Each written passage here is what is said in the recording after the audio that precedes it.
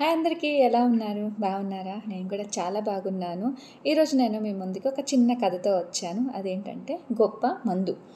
ఏ doctor ఇవ్వలేని, ఏ pharma company తయారు చేయలేని అతి గొప్ప మందేమిటంటే జీవితంలో మంచిగా సెటిల్ అయి ఆ తర్వాత రెస్ట్ తీసుకోవాల్సిన వయసులో ఆరోగ్యం బాగోలేదని హాస్పిటల్కి తీసుకెళ్తే ఆ డాక్టర్ మెడిసిన్ రూపంలో దొరకనిది ఫ్రెండ్షిప్ అనే మందు రాశాడు. అది చూసి చదివిన ఆయన పిల్లలు ఒక్కసారిగా షాక్ అయ్యారు.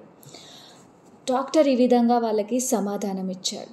మీ నాన్నగారు రిటైర్ అయ్యాక మీరందరూ ఆయన్ని ఇంటికి పెద్దరాయుడిగా చూసేసి నోటికి ప్లాస్టర్లు వేసేశారు.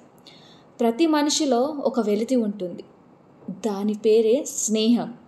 దాన్ని కట్టేస్తే కంటి మీద కునుకు లేకపోవడం, మొహం మీద నవ్వు లేకపోవడం, కడుపుకు ఆకలి లేకపోవడం, వాళ్లకు నీరసం లాంటి అన్ని రోగాలు వస్తాయి అని హితబోధ చేశాడు.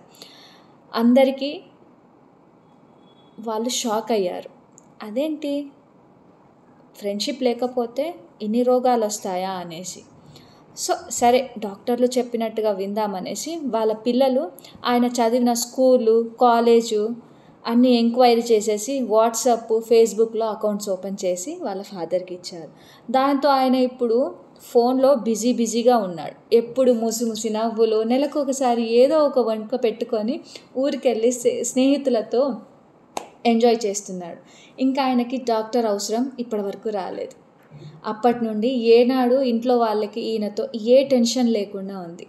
అందుకే అంటారు, నా మిత్రం నా సౌఖ్యం, మిత్రులు లేకపోతే సుఖం ఉండదు. స్నేహితులందరికీ ఈ కథ అంకితం.